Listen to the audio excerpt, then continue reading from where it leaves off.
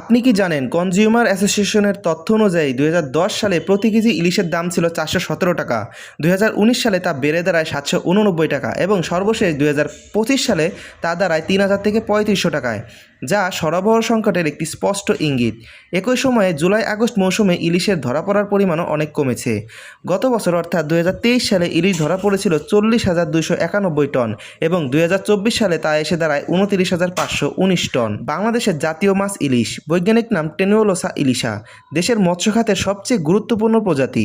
তবে সাম্প্রতিক ডাটাগুলো ইঙ্গিত দিচ্ছে যে ইলিশের ভবিষ্যৎ নিয়ে উদ্বেগ বাড়ছে। সরকারি মৎস্য অধিদপ্তরের তথ্য অনুযায়ী 2022-23 অর্থবছরে ইলিশের উৎপাদন ছিল 5,71,000 মেট্রিক টন, যা 2023-24 অর্থবছরে কমে প্রায় 5,29,000 মেট্রিক টনে নেমে এসেছে। অর্থাৎ এক বছরে প্রায় 42,000 মেট্রিক টন উৎপাদন কমেছে। সাম্প্রতিক গবেষণা বলছে এই ধারা অব্যাহত থাকলে আগামী বছরগুলোতে উৎপাদন আরও কমে যাবে। ইলিশ বাংলাদেশের প্রায় 2.5 লক্ষ মানুষের জীবিকার সাথে একদম সরাসরি জড়িত এবং দেশের মোট জনসংখ্যার 2% মানুষ এই মাছের উপর নির্ভরশীল। ইলিশ একটি অ্যানাড্রোমাস মাছ, অর্থাৎ এটি সমুদ্র থেকে মিঠা পানিতে আসে ডিম পাড়ার জন্য এবং বড় হলে আবার মিঠা পানি থেকে সমুদ্রে চলে যায়। সাধারণত জুলাই থেকে অক্টোবর ইলিশের প্রধান প্রজনন ও ধরা পড়ার মৌসুম হিসেবে ধরা হয়।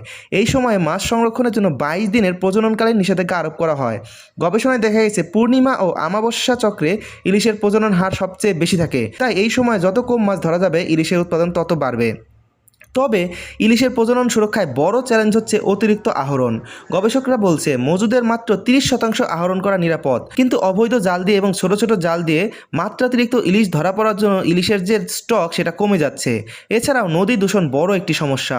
দক্ষিণাঞ্চলের নদীগুলোতে শিল্প বর্জ্য, কয়লা ভিত্তিক বিদ্যুৎ কেন্দ্র এবং তাপমাত্রা বৃদ্ধির কারণে পানির গুণগত মান নষ্ট হচ্ছে।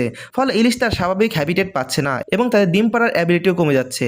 একটি সাম্প্রতিক গবেষণা জরিপে দেখা গেছে মেঘনা, তেঁতুলিয়া, মোহনা অঞ্চলে অন্তত 17টি স্থানে ইলিশের অভিবাসন বাধাগ্রস্ত হচ্ছে।